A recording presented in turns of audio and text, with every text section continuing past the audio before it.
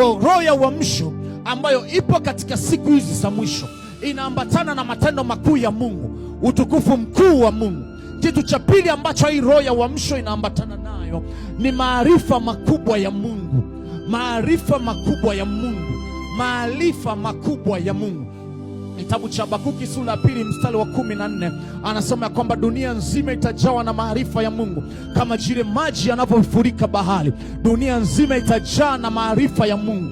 Watu watajaa na maarifa ya Mungu. Na kati ya kitu ambacho nabii Danieli alikitabiri katika kitabu cha Danieli pale sura ya 9, aliongea kitu kimoja kwamba katika siku za mwisho watu watapiga mbio kwenda huku na huko na maarifa yataongezeka.